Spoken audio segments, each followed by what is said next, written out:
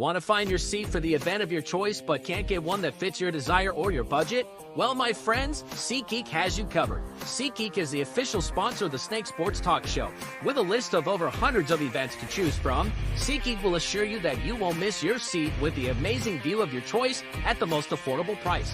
Whether it's looking for your best seat in the house of your favorite sports team, finding live concerts that get you closer to your favorite artist, or enjoying your spot at your favorite live shows, comedies, and more, SeatGeek has it all just for you. Go online to SeatGeek.com or download the app on your mobile device through Google Play and the App Store. And as a special offer before checkout, use promo code SNAKESPORTS and save yourself $20 off of your purchase of your first ticket and experience why SeatGeek is the most trusted ticketing app for your next event. Remember, that's SeatGeek.com and download the app on your phone with promo code SNAKESPORTS for $20 off and find your seat with SeatGeek.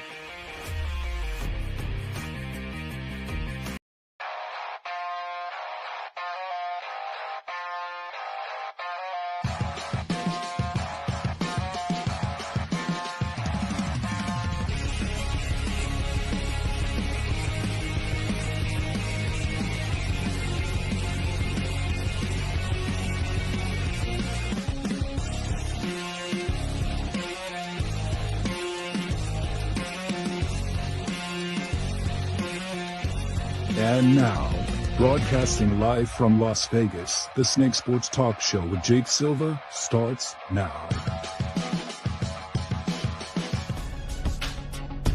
Here we go, ladies and gentlemen. We are back and live here on a Thursday, and boy, are we stacked, and we are packed up, piled with great interviews, great insight. I am all for it here. This is the Snake Sports Talk Show. Wherever and however you may be watching and listening, thanks for making us a part of your lovely evening tonight. I've got such a stacked lineup. We're going to be talking VGK. We're going to be talking about the Clippers.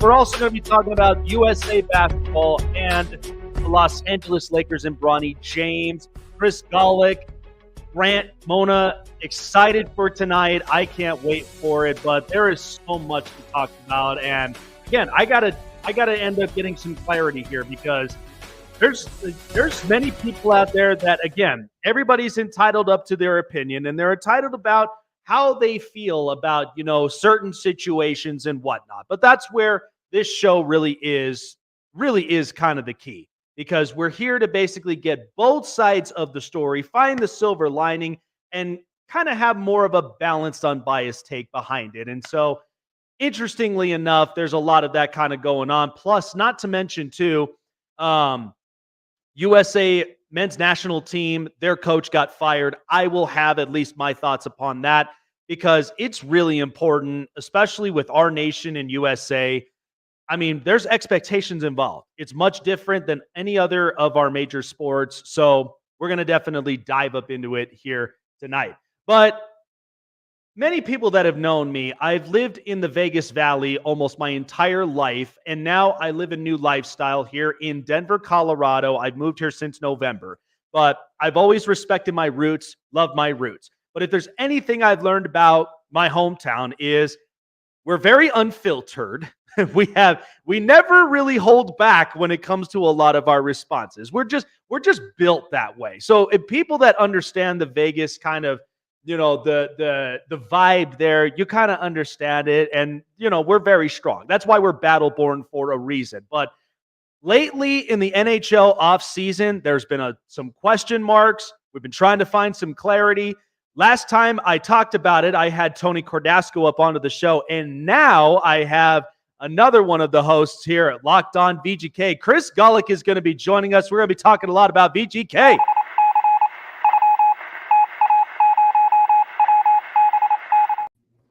Yeah, Chris, you know it. I mean, people don't hold back when it comes to a lot of these responses, and then not to mention, too, just how they really feel deep down about, some of these moves. But what I tried to get at, because, look, I love my hometown, but I just feel like I've been bashed by my hometown more than once. And, again, I love it. It's what it is.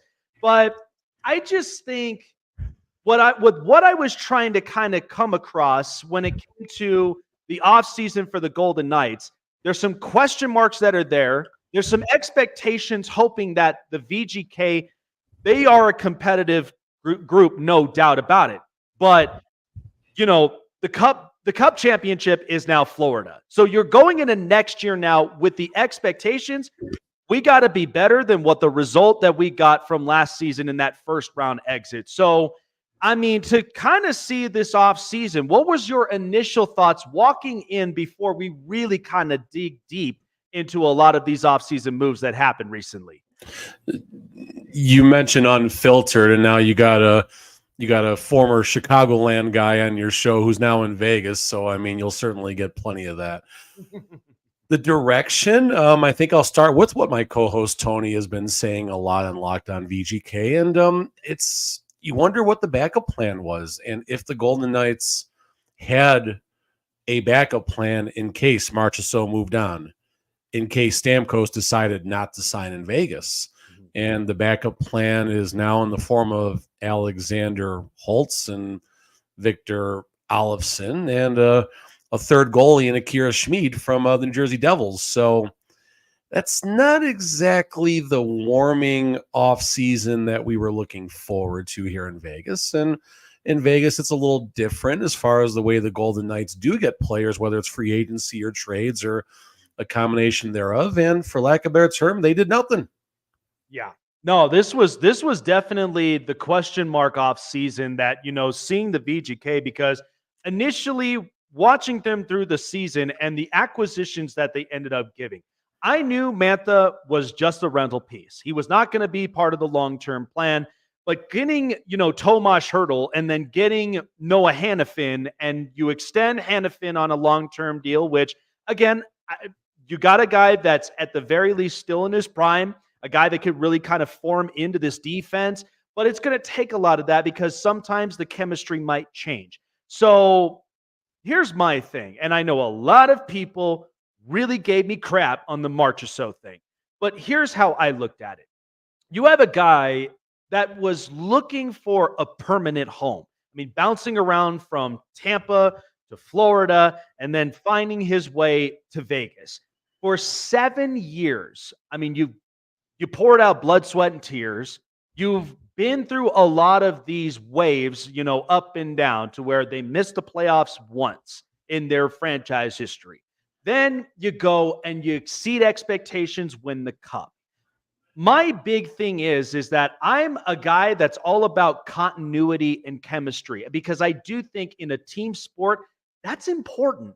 And so you got to have the right guys that really do gel along with this group. I feel like with Marchessault gone, you're going to see a little bit of that change. Now, you still have Eichel, you still have Stone, you still have a lot of these core guys that are there. But I just think as far as like the misfit energy, it might be a little bit different than what we've been used to seeing in the last 7 years. So to kind of have some clarity from your perspective, my thought is Marchessault gone, there's going to be a little bit of that change in that locker room. And my thought when I said is when it came to expectations and what fans really hope for, my thing is you were a first-round exit, and Florida just won the Cup. You won it a year ago.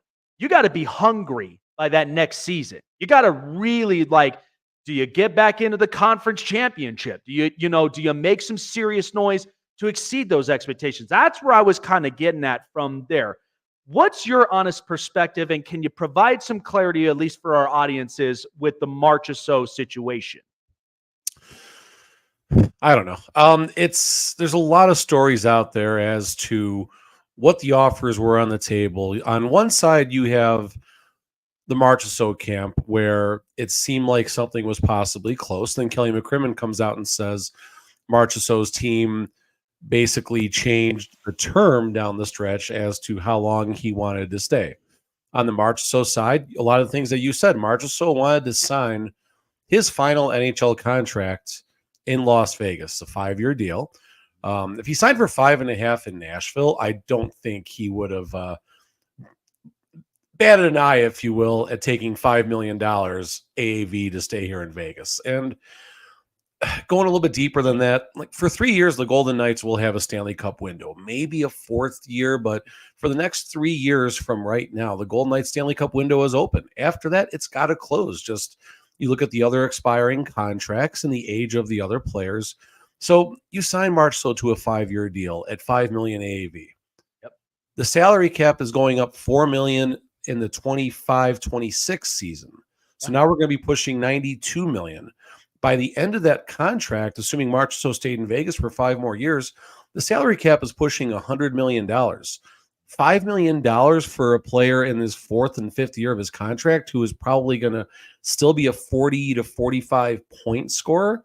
It's a drop in the bucket. And when the team is struggling in that 4th and 5th year of his contract, you still got that misfit helping to sell tickets. Right. Yeah, no, and that's true. And usually you got to have a balance of both of those, because in the end, like, and I get it from a lot of those from the business's standpoint, because in the end, you got to have the fan bases that's strong enough that they're going to come to T-Mobile Arena. They're going to buy merchandise. They're going to, buy concessions, and they're going to be there in the game so that it, increases ticket sales. It brings back in the salary. And then that's when the salary really gets stronger from there, especially with, the new salary cap year, every single year that comes in. And so, I felt like they probably could have, for as smart as the organization has been, from the ownership all the way to the GM, they could have probably have finagled something. But again, sometimes, I mean, this is, to my defense, this is the second time. And what I've said to people is like, look, their business is business, however you handle it. Second time, are you going back to Fleury? What are you talking about? Yeah, from the Fleury time. Because in the end, it's like you have a class act type player who's well respected in the league. I felt like that was a terrible PR stunt, and I felt like they could have done better from there. But then you come into the Marchessault situation where, again, if two sides could not meet in the middle, that's understandable in any business. Then you go test the market. But the fact of, you hear from Marchessault that they didn't try hard enough to really kind of keep him. It's like, who do we really kind of hold at fault? I'm not saying that this team will not be competitive. They have a huge track record of success. But I just think if you're leaving little crumbs behind of stuff like that, sometimes that can possibly come back to knock up on your door at some point down the road, right? Fleury situation, I think it sucked, yes, but I think Golden Knights fans were able to get over that a little bit quicker than the Marchessault situation. Yeah. Because at the time you had Robin Lehner, who was a much different version of, the version that he is now, not playing in the National Hockey League. Lehner was a very, very good goalie down the stretch when Vegas acquired him. And then for that season where him and Marc-Andre Fleury chopped up the starts, I believe, during the shortened season, if I'm not mistaken there. And then after that, obviously, the trade happens, and so be it. You had a backup plan. You had Robin Lehner. Now with Marchessault, you don't have a backup plan. You have Brendan Brisson, Pavel Dorofeev, Alex Holtz, and Olofsson. Yeah. Which of those 4 players are going to actually do something and fill Marchessault's shoes? You're not going to fill Marchessault's shoes, number one, from a scoring output, unless one of those guys gets really hot. Maybe that happens, and great. That'd be awesome if that happened. You're not going to fill those shoes in the locker room.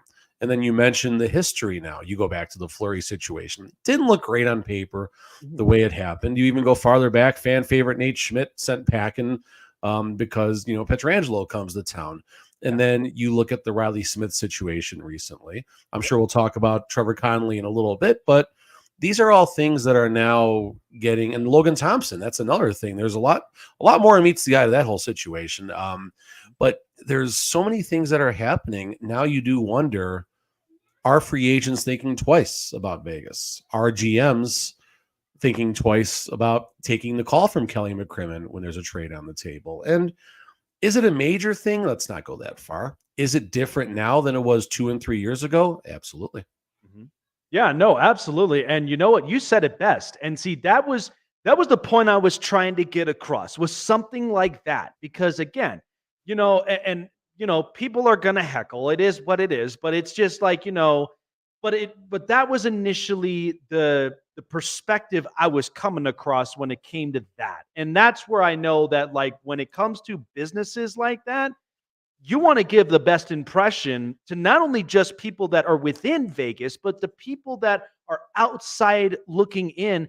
That is like, hey, I love the group, I love the chemistry, and I like what they're doing right now. They are in a winning mode type, which is what I want to be a part of.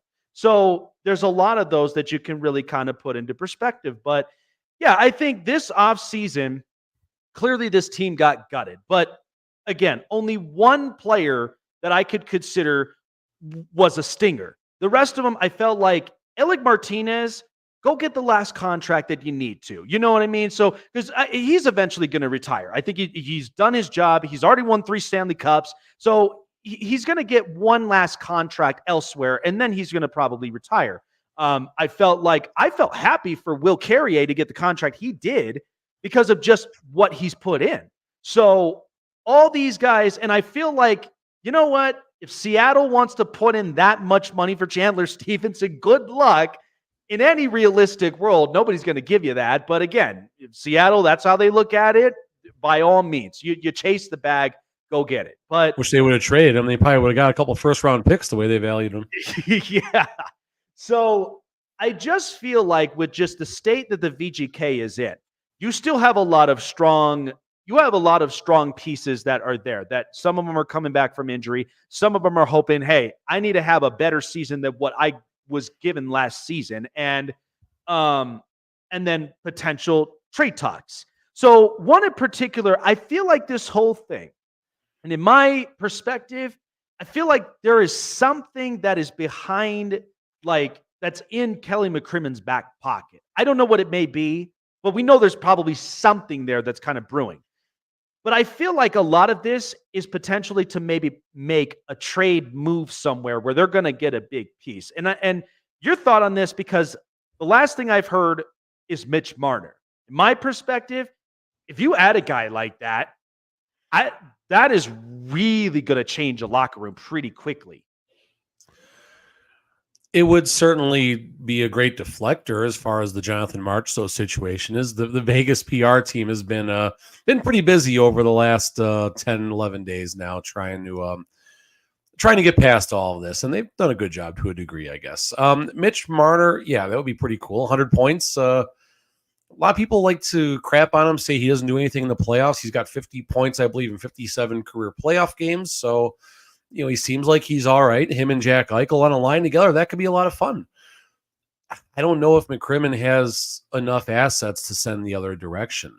Logan Thompson was rumored to be a big part of a possible Mitch Marner deal. Well, now Logan is obviously going to Washington, and Toronto has, in their mind, at least addressed their goalie needs with extending Wall and getting Stolovs, the backup from Florida.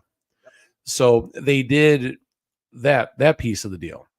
Will the Maple Leafs ship a Mitch Marner for a pair of second or third round draft picks and a Shea Theodore or a Zach Whitecloud or a combination thereof, or maybe take a Brennan Brisson, one of the team's top prospects? I don't know if that's enough going the Toronto direction.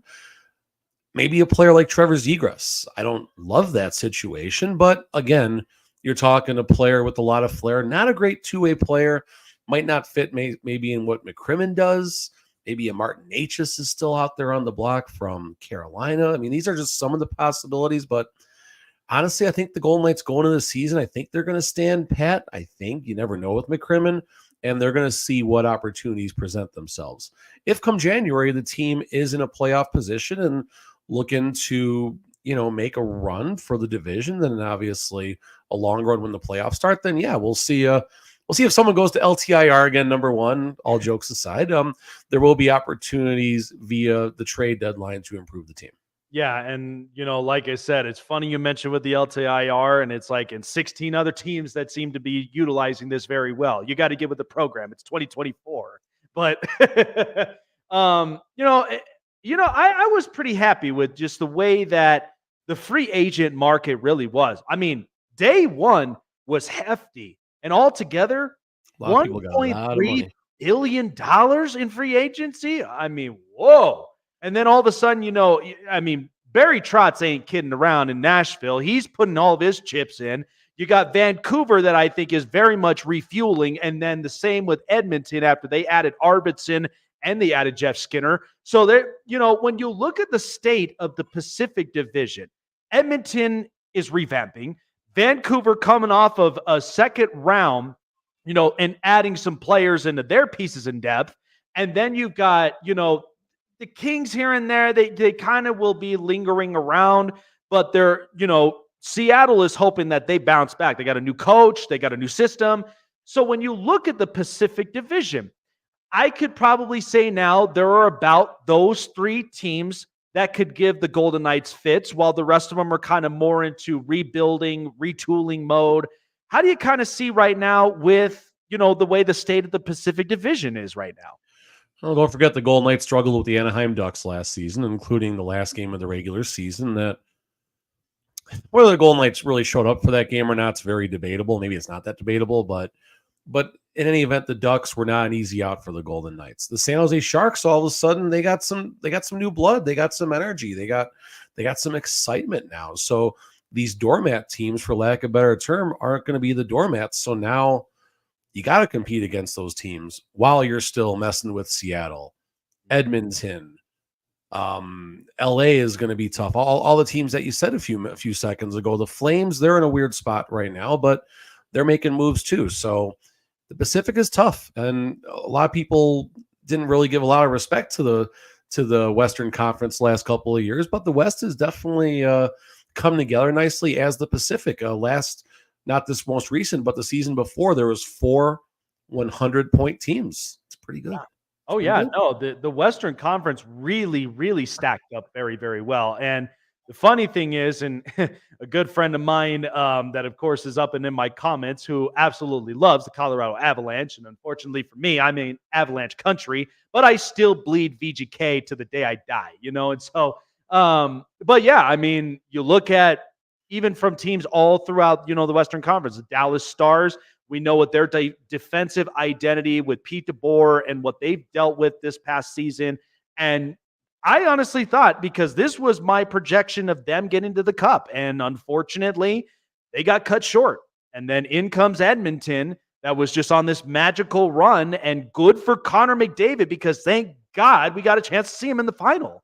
So, I just think with the competition barring it from the Western Conference to the Eastern Conference, I think the West, it's hyper-aggressive offense.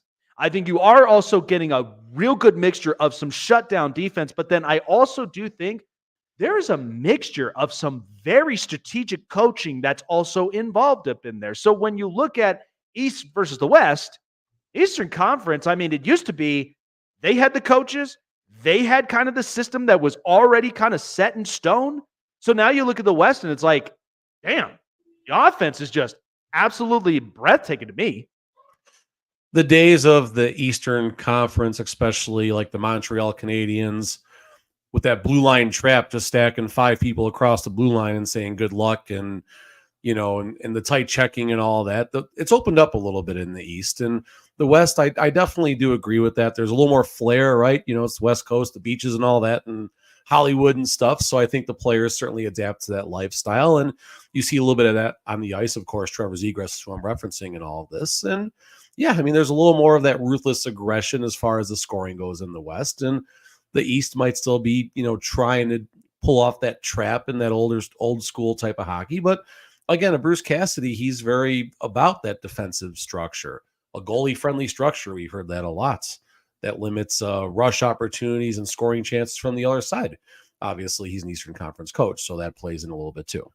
Yeah, no, absolutely. So these past 2 Stanley Cup finals that we got, both of which were first-time franchise winners with Florida and with the VGK. For 30 years, the U.S. soil has been absolutely unbelievable, and they've been picking out a lot of really good players over the years to where the U.S. now has been winning the Stanley Cup now for 30 years. And Canada now, I don't know what they're going to do with this. I mean, there are some teams that are lurking on in. I think many people are kind of putting their chips in up in Edmonton. You could make a wild card case up on Vancouver.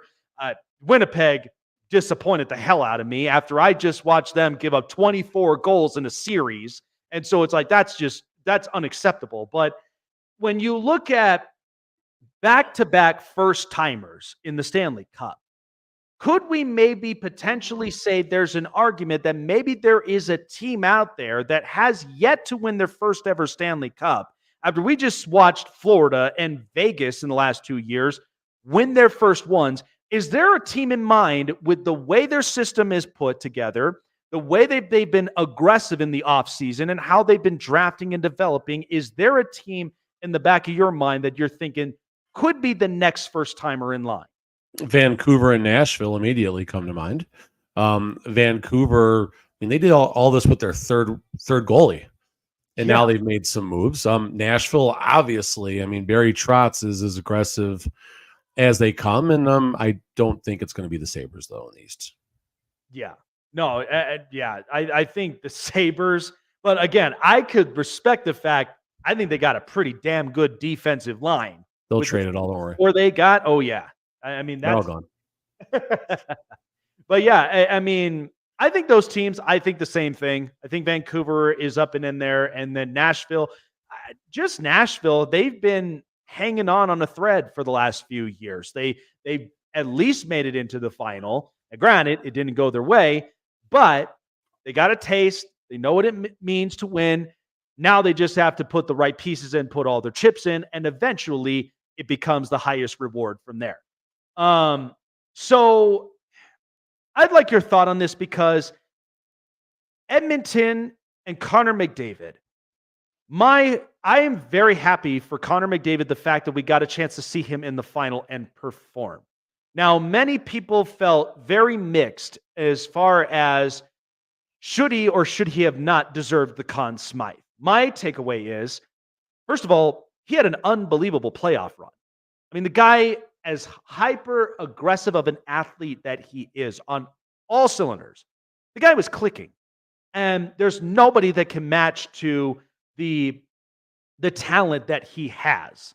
So people were thinking, well, you got to give the Conn Smythe to the winning team, one of their best teams. But Sergei Bobrovsky got opened up in the last 3 games of the series. So I'm like, it kind of defeats the whole purpose. So because my dream, hopefully, that we get a chance to see is, I want to see Mike Trout in the World Series after I just saw Connor McDavid in the final, because I do think they're practically similar players to their own extent in different sports. So after watching Connor McDavid and winning the Conn Smythe respectfully because of the run he made, this now is kind of the fuel of the fire. This guy wants to get back in, and he wants to win any and all costs at this point, right? I mean, listen, McDavid's the best player in the universe and might go down as the second or third best player in the history of the NHL. So it's important that he gets showcased. It's good for the game. Personally, I would love to see McDavid do well. I'm pretty highly invested in a lot of his hockey cards. So, I was rooting pretty heavily from a financial interest during that run. But listen, McDavid needs a cup. Canada needs a cup. I know the States don't want to hear that, but it would be good for the game, especially if anything that features McDavid in the grandest of hockey stages is important for the game right now. Oh, yeah, no, 100%. And finally, before letting you go, Trevor Connolly. So the draft pick that the VGK ended up getting. And, my question is, how long does a lot of these draft picks really stay? It's usually like a 2-3 year plan until they become a trade bait.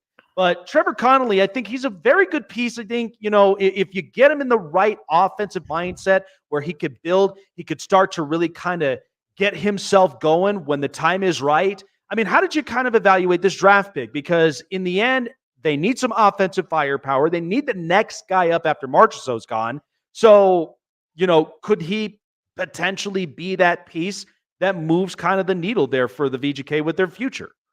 Peyton Krebs is extremely important to the Golden Knights organization. Peyton Krebs suffered just a gruesome, I believe, Achilles injury right before the NHL draft when he came up, I think 2019, 2018, 2020, whenever that draft was. Winds up falling to the Golden Knights. He goes, falls outside the top 5 or 6 where his original projection was because of the injury.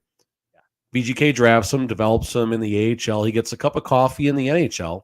Peyton Krebs was the reason it took so long for the Golden Knights in Buffalo to get together on the Jack Eichel deal. Golden Knights did not want to give Peyton Krebs up. How does that factor with the Trevor Connolly situation? Connolly was a top 5, top 6 projection.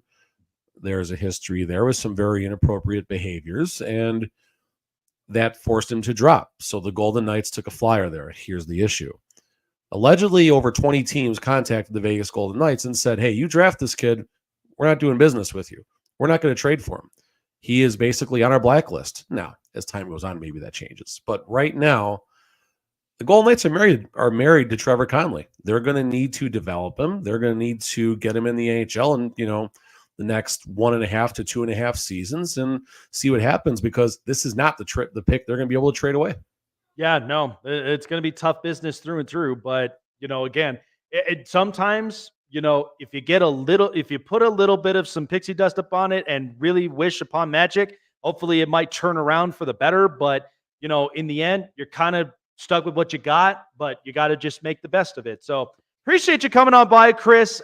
Absolutely love the perspective and appreciated you for the clarity that you gave us here upon the show. Where can people find you to get locked in on those Vegas Golden Knights? You can find me at Locked On VGK. We're recording pretty much daily, even in the off season. I'm writing about the Golden Knights on for Inside the Rink, kind of sporadically in the off season, but I'm there.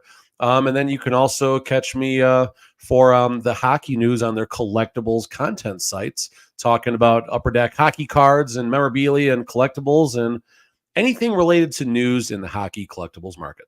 All right, there you go. Collectibles and content, best of both worlds from there. I might borrow that. CNC, I like that. I'll take it. Hey, there you go. See? Got you a little something there. Chris, appreciate you bringing up on the time, man. Enjoy it, and be careful out on that 120-degree weather up out there, because I know what that's like. It's not fun. I'm going to Alaska next week, bro. I'm not over it. Come on down to the Rocky Mountains, man. It's cooler up here. Take care, my friend. See it. All right. So shifting on over, because we got USA basketball, and again, there's question marks, surrounding with as far as the roster, and then not to mention, a couple of some roster changes. But in the end, is this the team that really can be striving for gold? So really, to talk about all about that and all about LA sports, nonetheless, here's our good friend Grant Mona.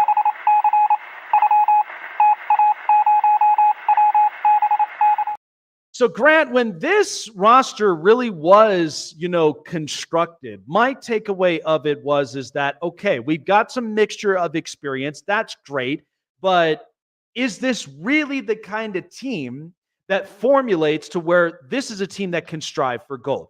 I watched the USA basketball team a year ago when they had Jaren Jackson, Anthony Edwards, Jalen Brunson, a lot of it, and I looking, damn. These are some damn good players that I think if you put them together collectively, they're outmatching everybody. So when you look at this USA basketball team and the way it's constructed, I think they'll definitely win up some games, but I also do think they might get tested the closer that they end up striving for gold, right? Jake, first of all, thanks for having me on. A big fan of the show, so thanks for having me on to talk about anything, really. But right now, yes, you're right. This team is formulated to win a gold, right? It's named the Redeem. It's up there with the Redeem team. It's up there with some of these teams that the Team USA has put together, to kind of quiet people a little bit, because there's a lot of talk about the international gap. There's a lot of talk about other kind of countries coming together to beat Team USA in these Olympics. I mean, if you look at the past 5 MVPs of the NBA, they're all international players, right? You had Giannis and Jokic and probably Wemby here soon too, because Wemby's that good of a player. So you have this international kind of influence that's going on in the NBA right now. And to be very honest with you, that gap is closing, Jake. Like, that gap between the top end talent of the USA players and what we have coming up with France and with Serbia and with Croatia and with and even Team Canada. Team Canada and the Team USA showcase just last night, they put up a good showing. And I know they lost, and I know that Team USA pulled away in the end, but you could see that the lineup of SGA, Jamal Murray, Lou Dort, Trey Lyles, Kelly Olynyk, that team honestly would be a playoff team if we started that team in the NBA. So while Team USA, like you mentioned, I expect them to win gold. I think everybody does. They have the basketball Avengers, as I keep calling them. So they're supposed to win gold, right? This is a team that is formulated with Kevin Durant, who is out right now, Kawhi Leonard, who is gone now but was supposed to be on the team, LeBron James, Steph Curry, Bam Adebayo, Anthony Davis. You have this group of players, and that's just the veteran players. You have newcomers like Devin Booker and Anthony Edwards, Tyrese Halliburton. That group and that young lineup, actually, Jake, was the better part of that Team USA showcase in their first game. I mean, the veterans to start out, it was an 11-1 run by Team Canada, and then that young lineup came in with the versatility, and Jason Tatum took over, and Anthony Davis was a menace on defense alongside Bam Adebayo. That's when you started to see why Team USA is probably going to win gold. But again, like you mentioned, these international teams, they're nothing that you can beat them by 20 or 30. I mean, if you remember back in 2008, 2012, 2016, a lot of these teams, like, you'd beat them by 20, 30 and just be like, okay, we're playing France today. All right, who's next? Now you can't really do that. These teams are a lot better, and you can see it in the NBA. There's a lot of good international players. Yeah, no, and that's the thing is because, the international wave is just crashing on the NBA. The fact that we've got Jokic, Giannis, Wemby, and you can even make the argument for, Joel Embiid. But there's many, up-and-comers that I just think, we're very lucky for as the sport itself.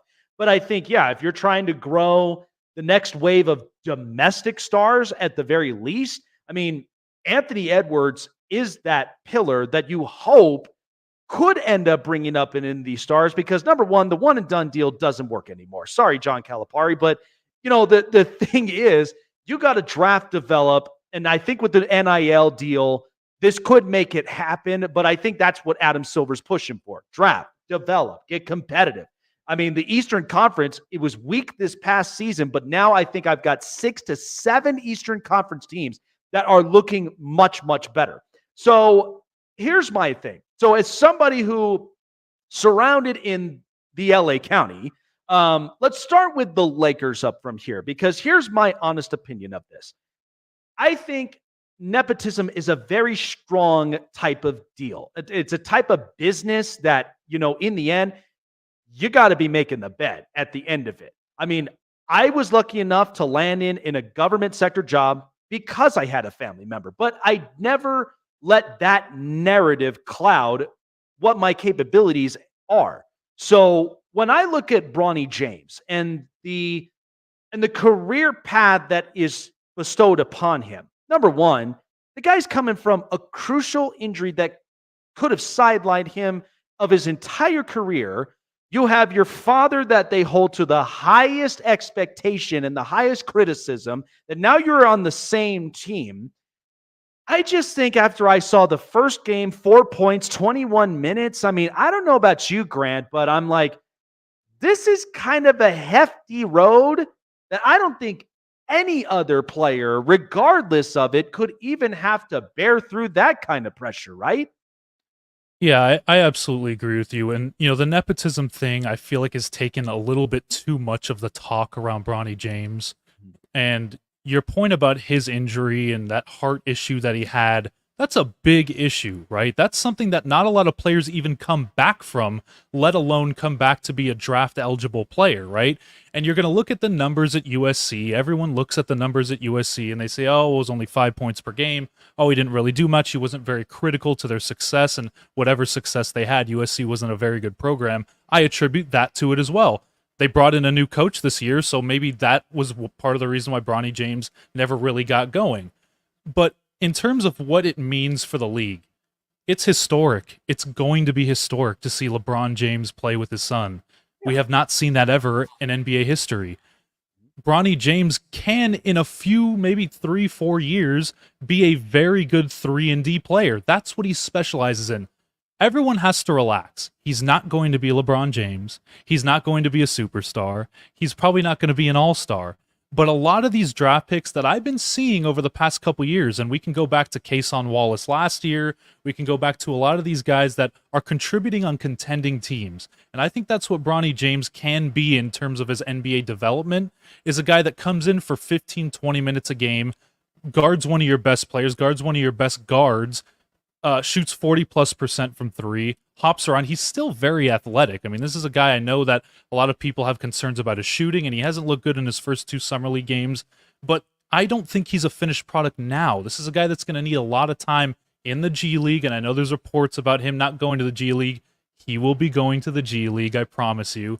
And eventually down the road, I think that he can be a good piece. And just because he's LeBron James' son, we're going to put this label on him that he's got to be this best thing ever. He's got to live up to that name. He's not going to live up to that name in terms of the talent, in terms of the accolades, but what he can live up to is being a good NBA player, which I think that he still can be. And the nepotism part of it, you look at around sports everywhere, the Cowboys are like that. You look at around the NBA, there's a lot of teams that you can go through the front offices and see a lot of cases of nepotism. So this isn't just a singular case. Not just that, but everyone made a big deal, Jake, about his contract. Oh, it was 4 for $7.9 million. There are plenty of players that get that in the second round. I mean, just last year there were players that got that in the second round. So it's not just because it's Bronny. A lot of players get that. We just like to pin it on him because he's a James. So, the main point here being is that I think Bronny's going to be a good player in the NBA. Not great, not all-star level, and not now, but in the future. He needs development, and he needs time in the G League right now. Yeah, 100%. And I think you're absolutely right. And I agree with that kind of perspective because, yeah, you're drafted, you're here to develop, and you're here to be the best player that you possibly can be, at least at your capability and ability. So this is interesting because, LA market, unlike a lot of these big sports markets from New York to Chicago to LA and even to Dallas, Texas, I mean, when you're paid big bucks, and especially when you are in a market where there are high expectations of you in any fan base. So JJ Redick takes on the coaching job. And here's my takeaway with this. I don't bash him as a person. I think he's great. I think he's somebody that, he's a player's type guy. He's been in the league. He knows the expectations and he knows the right things to really kind of say when you're building up a lot of your talents. But I think because we haven't seen him in a coaching track record, we haven't really seen him be under pressure, having to deal with, how is he going to basically change things up? If let's say, they now just lost out to an 18-point run, how are you going to combat that? So it's a lot of those situations he's going to be faced with. But outside looking in, when you perspect JJ Redick from the player that he was to now being the coach, what are some of the expectations we might see from the Lakers? And could this either be one of two roads? Could this be something that might be interesting for the Lakers moving forward? Or is this just kind of a reckoning because of just, the Lakers' history with their coaching issues? My issue, Jake, with the Lakers, it wasn't more so the head coach. And I know that Darvin Ham got a lot of flack in the media. He got a lot of flack from people here in LA. A lot. And it was deserved. The rotations weren't good. Some of the minutes allocations weren't good. Bringing in JJ Redick helps. But the Lakers are one of 3 teams this offseason that has not made a single free agent move. They haven't traded for anybody. I know they re-signed Max Christie.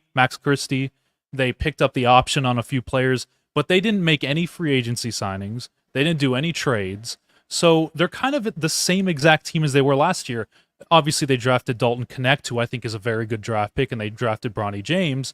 But again, I don't think it was more so their coach. Their roster, as currently constructed with JJ Redick, is really not a top 6 roster in the West, in my opinion. So while I do believe that JJ Redick is going to be a good coach, I really do believe that. I don't think the past experience is going to have any effect on his ability to coach a basketball team. This is a guy in JJ Redick that was a proven NBA veteran. He was one of the best shooters of all time. He played under some really, really good coaches. He played under Coach K, and you can say what you want about Doc Rivers, but Doc Rivers is one of the best coaches in NBA history. He has won a title, and he played under Doc Rivers. So this is a guy that has been around really good head coaches. I'm sure that he's talked to those guys as well about some advice, and he's going to be surrounded, Jake, by McMillan, by Brooks, some really good veteran head coaches in the past, former head coaches on that staff, which is going to help him. So JJ Redick is a good hire. I think, look, the Dan Hurley stuff, there's a lot being made about that. I never really thought that Dan Hurley was going to take that job. I think that he hasn't really made at UConn. So for JJ Redick and this team, it is going to be tricky. It's not going to happen right away. There's going to be a lot of growing pains here just because of the guy that LeBron James is, the team that they have. It's more of a veteran team right now. So it's not going to be easy to begin. He's going to have growing pains, but I think eventually this is going to be a good hire for the Lakers. But again, like I mentioned, I don't really have any, I don't really think that JJ Redick being the head coach is the problem with the Lakers. I think it's the front office. I think it's the roster construction. They need to have a better roster, unless they're just going this route, Jake, and I've heard this too around LA, is, hey, we just want to be entertaining and we don't really care about winning a title. Our title window has passed. We're just trying to fill the crowd and fill the seats and, see Bronny with his dad and have it be that. So if they're going that route, fine. You did your job and you brought in the guys that you wanted, fine. But if this is a team that's serious about winning a title, I don't see it. And a lot of people here in LA don't see it either. I mean, there's a lot of Laker fans just waiting around looking at their watch and be like, hey, time's ticking. There's really no free agents left, so we got to go to the trade market. And even then, it's really not a lot of players there. So I am in on JJ Redick. I think he's going to be a good hire, but my concern is with the roster, not really the head coaching. Well, let's just hope that, at this time being, the Lakers know exactly how to play Connect Four in order to really march their way to victory. And you know what I mean? It has to be his nickname. It has to. So a final quick one before we let you go and we move on. So I've had the pleasure out here in Denver, Colorado, and going to my second Major League ballpark at Coors Field. I had the pleasure of watching Shohei Ohtani in person, and the most polarizing player and the guy that from first to last at bat, to have the ability for fans to pull out their phones, either taking pictures or just recording videos, and just the money and really just the fan base that he's bringing in. It's not just everybody just, here in our home soil, but all this international money that's coming in. So now, again, another all-star, and you can, here's the thing. You can't argue the fact he's a starting DH, okay? You're not arguing him out of that position. But just seeing it and the way that the Dodgers really kind of put together this whole thing. He takes $700 million, deferred comps, nearly all of it, because he wants to win a title. He knows the money market, sees the competitive, edge that they have. So I just think with Shohei Ohtani and what he's really kind of brought onto this league is all these international monies that's coming in. It's doing a lot of other teams some favors from here, not just for the Dodgers, but when you look at this, at some point, this is going to be smelling World Series victory and potentially, I hate bringing this up sometimes, but everybody always heckles about it, but a full season championship nonetheless. So when you think about that with a player like Shohei Ohtani, from moving from Orange County and now into LA County, I mean, this is something that this is the long term. You're hoping to win more than just one championship. Right. I think that's the biggest thing here is that he took that deferred money so they can go get Yoshinobu Yamamoto, so they can go get Teoscar Hernandez, so they can pick up some of these better players that they did pick up. And Shohei Ohtani in LA right now is a phenomenon. I mean, every week I get press releases from the Dodgers about, hey, this Japanese company signed a deal with the Dodgers for a partnership, or this team is now the official sponsor of this, and it's all Japanese companies. The Japanese media, I mean, it's very hard to even get media credentials for Dodger games because of the Japanese media, and it is a huge money bag getter for this team and for this organization. And that's partly why they probably agreed to doing the $2 million per year salary for I don't know how long it is because they're going to get so much money from the Japanese companies and from the sponsorship deals that they really don't matter. But the real big issue here, and I think that the big issue right now with the Dodgers, Jake, is they are very injured. If you look at their rotation on the injured list, they have one of the best injured list rotations in all of baseball. Shohei Ohtani's not pitching this year, so I'm going to kind of place him on the injured list for a pitcher. You have Yoshinobu Yamamoto, Tyler Glasnow, Dustin May, Walker Buehler. Like, that right there is a playoff rotation, and it's all on the injured list. And not to mention Tony Gonsolin and some of the other guys. Bobby Miller was just demoted. So I think, Shohei Ohtani can only do so much, right? He's in the lead for the Triple Crown. He's probably the leading NL MVP candidate. He's going to be in the All-Star game. He's not going to be in the Home Run Derby, which I agree with. That usually ruins people's swings.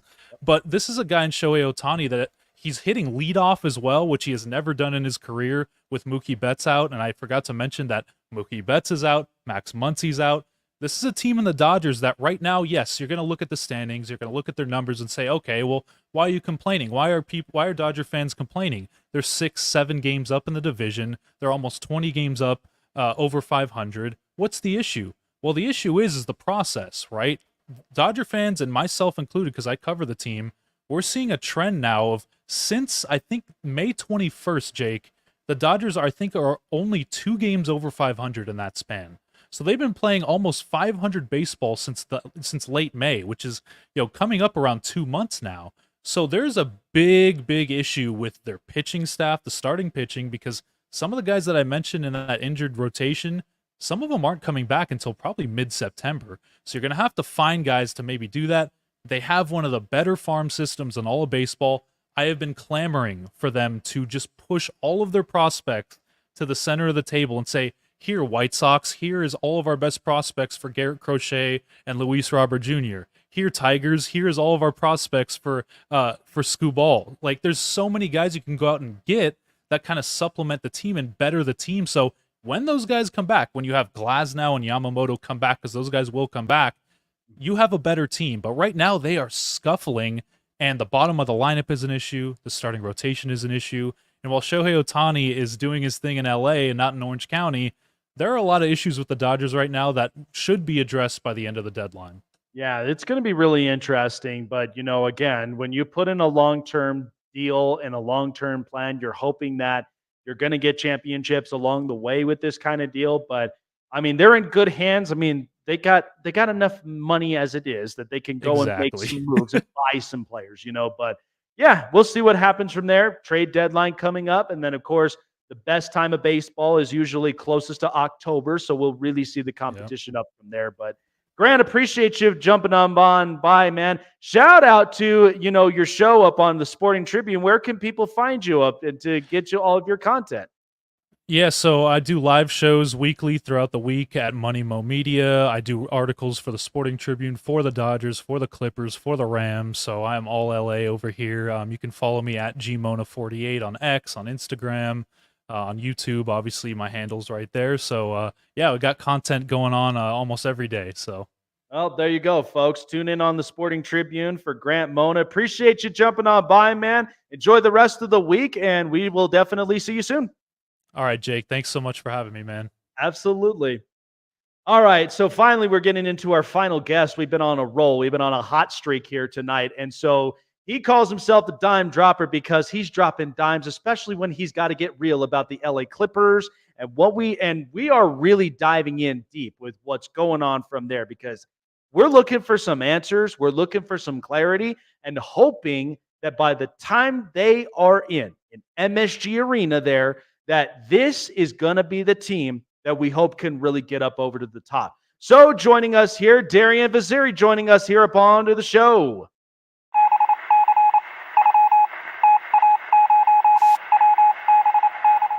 So initially, we thought that Kawhi Leonard, coming up on a Team USA, this was going to be really, really interesting. Now he's backed out. He's withdrawn.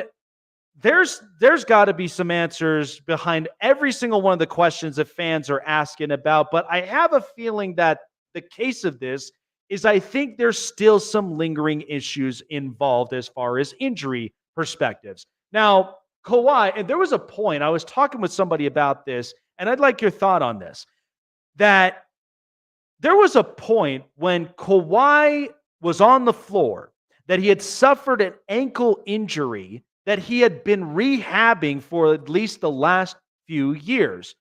And now we're kind of up to this point in 2024 where, again, load management, it is what it is. But when you still have a lingering injury that is still needing a lot of the attention from the rehabbing, does that kind of concern you a bit as far as with his availability, and can he really be that pivotal piece to get the Clippers to be potentially a championship team? It definitely is a concern, major concern. I've had the concerns about it since the summer of 2023 when he didn't finish that Sun series. And this past season, it was crazy, like 68 games.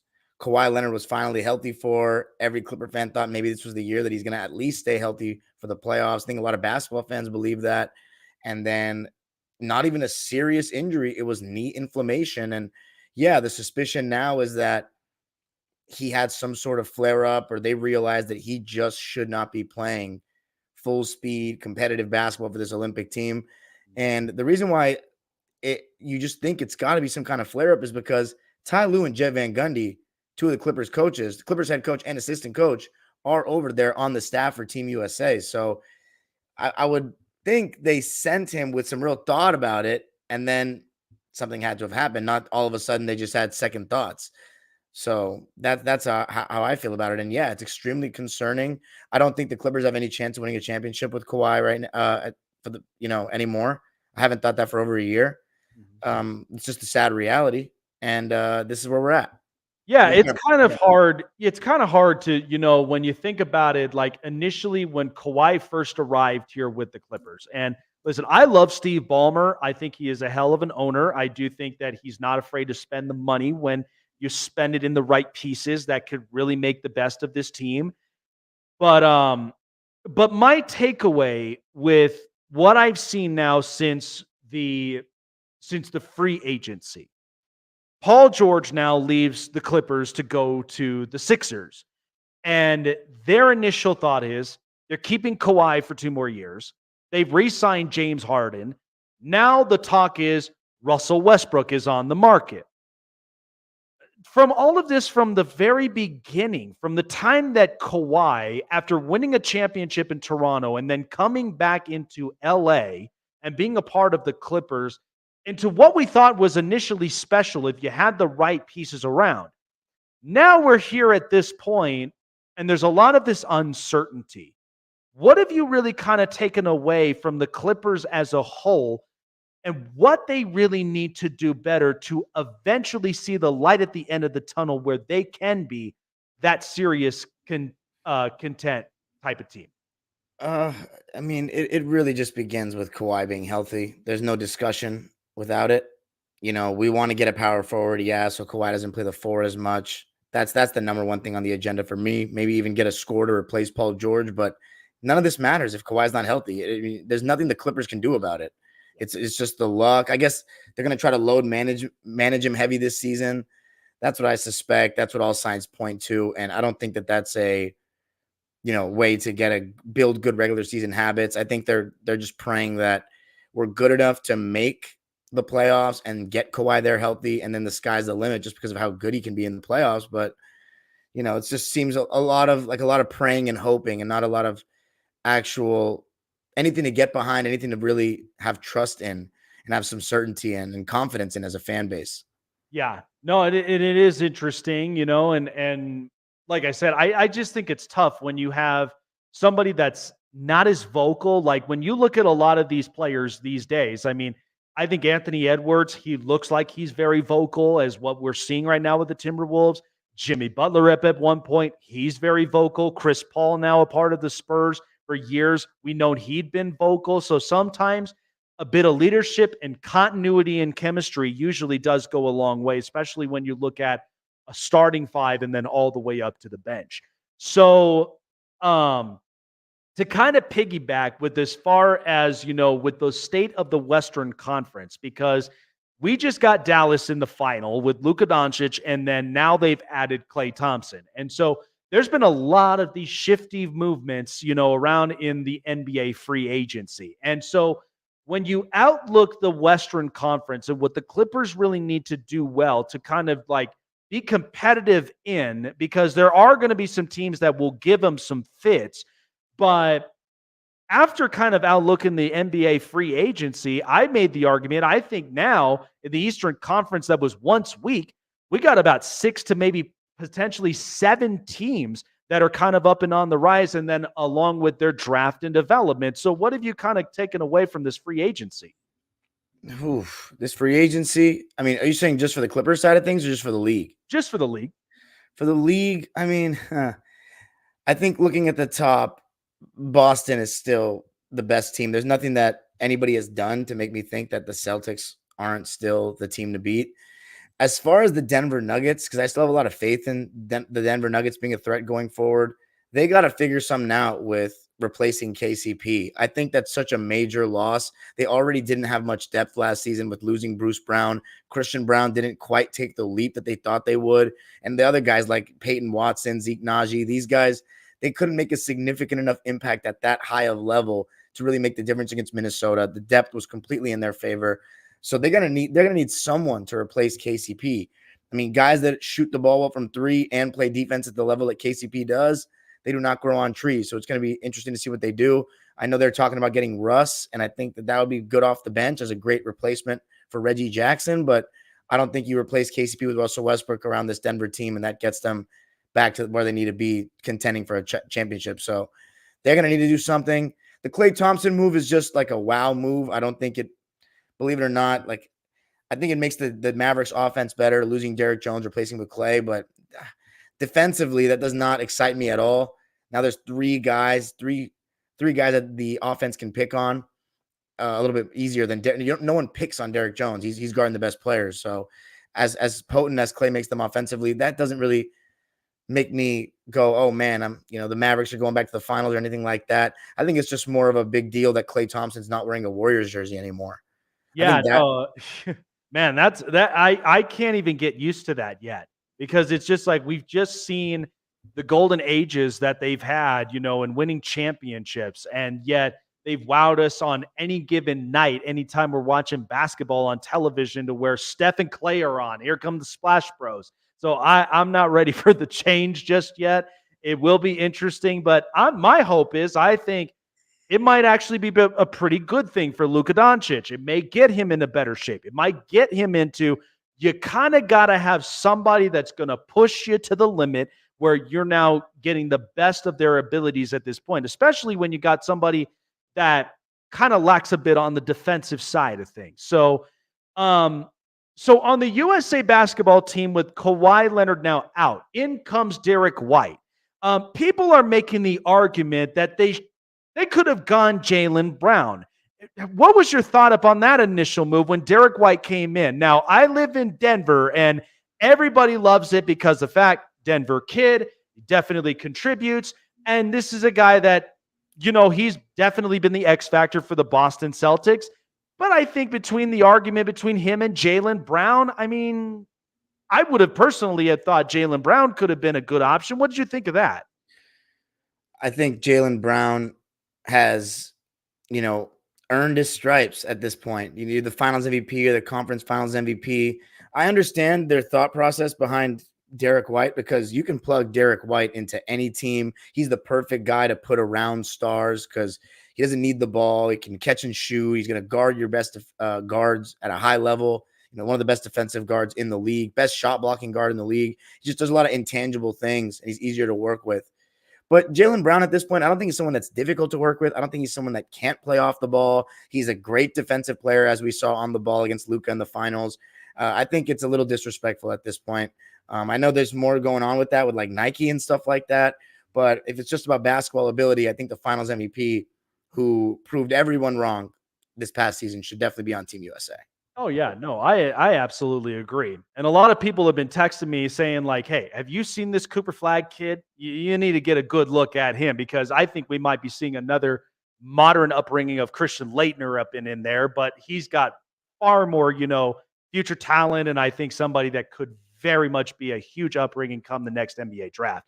So finally, and I talked about this yesterday, because me and my wife, we love watching movies. We love watching shows, especially when you watch documentaries. And I think a lot of these sporting documentaries have just hit it out of the ballpark. I just finished up watching Winning Times, and just to see the Lakers dynasty and what they've gone through. Now, again, there were arguments about how they portrayed the late great Jerry West, but in the end, you kind of knew what the environment and what the culture was like at that time.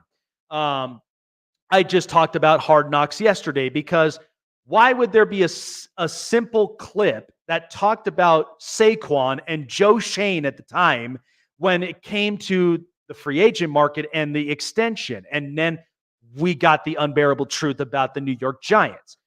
So here comes a show now that I am interested to watch, is Clipped on FX. I think FX has done a fantastic job when it came to, a drama type documentary series when we watched The People versus O.J. Simpson. So when you think of the Clippers now having this show Clipped, which really just revolved around the time when Donald Sterling was the owner, living through that, I mean, that was intense. And then you've got Lob City from Chris Paul to Blake Griffin and DeAndre Jordan. When you look at this documentary series, what was a lot of the takeaways you kind of think of from the show's perspective, and covering the team as long as you have and living in that time? What were some of those takeaways that may have some similarities and some differences in that? Well, I enjoy both shows a lot, Winning Time and Hard Knocks as well, but Winning Time and Clipped. I think it's, first off, it was just really surreal to have any kind of production made about the Clippers. You know what I mean? Like, we were just used to be the irrelevant secondary team that, you go watch to see the other stars around the NBA beat us up. But the fact that there's something, I mean, whether you want to argue it's for the right or wrong reasons, we still have a show that's being made about a period of Clipper history, something that I lived in. I actually have only been covering the team for my own show 5 years. For Locked On Clippers, this is going to be my third season upcoming. But I was a fan, just a high school student. I was a fan, a diehard fan at that time. And it's just crazy to me that I was at these games. Like, I was literally at every single first round game at Staples Center of the 2014 series against Golden State. I think the choices of actors, by looking at them before the show was released, I was like a little bit sketched out. Like, I looked at Blake Griffin and I was like, does that guy really remind me of Blake Griffin? But I have to say, watching them act it out, the guy that plays Blake Griffin, and forgive me for not knowing his name, his voice and cadence and the tone of which he says certain things does actually remind me of Blake. Same with the guy that plays Chris Paul. And I think Lawrence Fishburne's doing fine as Glenn Rivers. I think Donald Sterling has done beautifully. He captures the essence of how disgusting and repulsive of a human being he was or is. And I think I'm enjoying it. I'm a couple episodes behind, I will say. I got to get caught up, but it's really cool. Any sort of more Clipper content made with any sort of effort, I can get behind, and I'm always going to be supportive of. Oh, man. Even when at the time when I started figuring out about the Clippers, I mean, at the time when you have, Baron Davis, you had, a lot of these other guys that were in this organization that came in that initially was trying to build the culture and what they really stood for. Because, I've always looked at the Clippers that they, like the Chargers with what we see right now, they were kind of the redheaded stepchildren of the league, where it's like they're living under the brothers' basement, with the Lakers. And then, now they finally have an arena, which is an exciting thing. And maybe a quick note on this. Now having an arena that Steve Ballmer basically balled out and just dropped the dime on to get a new arena in. How does that got to feel now for a lot of these Clipper fans, and to officially be watching Clipper games and now having a new logo, a new kind of rebrand, and now a new home that we can finally watch Clipper games without even being in the basement this time? I mean, I think it hasn't really fully set in for all of us. It's not going to really fully set in until we're actually there watching our team play in a new arena.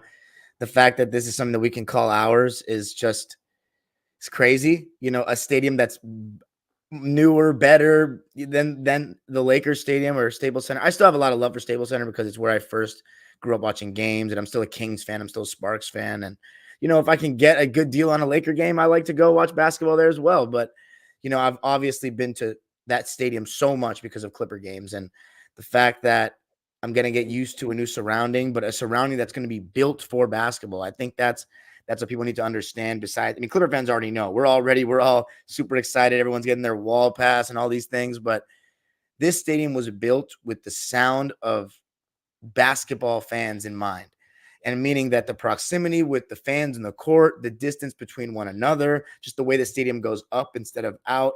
I stood behind one of the baskets in the wall a couple weeks back, and they said that row 25, it was either row 25 or row 20 of Intuit Dome is 45 feet closer to the court than Staples Center's row 20 or row 25. Wow. Which that's literally half a basketball court. Yeah. So I can't wait for that. People that think it's a bigger stadium, it's actually not a bigger stadium. I don't have the stats on like the square feet or whatnot, but when you're in the arena, the highest row, it does not feel nearly as high as at Staples Center. And that is by design. That is because they didn't want it to be such a corporate thing where there's 3 levels of suites like the Staples Center, the Crypto.com arena. It's going to be about the fans. And I can't wait to just feel the same fan base, the same people that root for this same team in a new arena and just feel the sound difference. Because as much as I love Staples Center, I really think it's a beautiful arena in need of some refurbishing, and they are doing some renovations right now. But it's a great arena. It's just that the sound, I don't think is great during a basketball game. I think the sound travels. It's just too big. So I really can't wait. The one thing I don't like, though, is the traffic. I think the 405 at that time of day is just brutal. Like I prefer the 10 just all the way down for me. But, that's something depending on where you are in Los Angeles. And the getting out of the arena, we'll see how that goes. Judging by how SoFi is, I'm not encouraged. But other than that, can't wait. Man, I've driven through that before, like years ago when I had to go, when I watched my first ever Charger game in Carson, and it's experiencing California highways is just like, it just gets daunting at certain times of the day. But yeah, I get excited about this, and it's something that's definitely on the bucket list to definitely check out, because now having the MSG Sphere in Las Vegas, which is another one of my bucket lists by the time I come back home to my hometown. But yeah, I love this for the fans. I think this is what's building a lot of the excitement. Now having the new brand and the new look of the Clippers, hopefully at some point it builds their way up to where we could potentially see somewhere in a championship row here in Los Angeles. But appreciate you, Darian, for stopping on by. Where can people find you to getting locked up on those Clippers? If you want to find Clipper content, you can find it on my personal channel, Dime Dropper, but also Locked On Clippers, which is 5 days a week for the Locked On Network, talking all things Clippers. But if you just want to listen to me talk basketball, because I do all kinds of basketball stuff, old school, Lakers, a bunch of Lakers stuff and Spark stuff, a lot of LA based stuff. You can find that on my channel, Dime Dropper, and there'll be stuff dropping throughout the offseason. So yeah, tap in. And yeah, appreciate you having me on, man.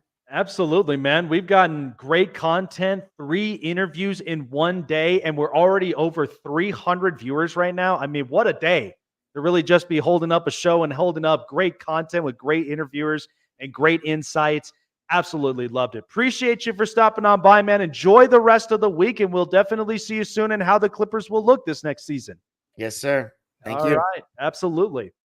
Yeah, folks, 300 viewers. How about that? We literally knocked it out of the park here tonight. I was very, very excited about it. Also up on TikTok for every single one of my fans here, watching and perspecting how the show really does run on. The show runs on. The show stays balanced and clear. Absolutely loved the clarity and loved the content that we got from all 3 of our interviewers tonight. All right, folks, that's going to do it here on the Snake Sports Talk Show. Appreciate everybody for stopping on by tonight and hanging out with us tonight. Absolutely loved it. Shout out to all of our interviewers. Chris Golick, Locked On VGK. Also had Grant Mona on the Sporting Tribune. Absolutely loved a lot of his content. And Darian Ziri, also with Locked On Clippers. Absolutely loved it. What a night. 311 viewers and still counting. Appreciate everybody for joining up onto the show. The show is sponsored by BetUS. BetUS, where the game begins. $50 down on your deposit or more. 200% in bonuses. And also 30 risk-free bets while baseball season is still on. NFL season around the corner. And many prop bets as well. And casino, entertainment. There are a lot of you casino freaks up out there. But remember, gambling problem, call the number up on your respective area and seek immediate help. Because that's what we're about. Gambling responsibly. BetUS, where the game begins, and SeatGeek. $20 off of your purchase by using Snake Sports as the promo code. For all of your favorite sports venues, for your next sporting event, live concert venues to get closer to your favorite artist, looking for the right ticket price and in the right area to experience a once-in-a-lifetime event, SeatGeek has you all covered. So do not lose your seat with SeatGeek. Appreciate all of you guys for being here with me tonight. We're closing it down. See you guys next Tuesday night when Chase and I are back and at it again. Enjoy the rest of the weekend. I know I certainly am. I'm off Monday. Need a day off. Appreciate all of you guys for joining on in, and see you soon on the next edition of the Snake Sports Talk Show.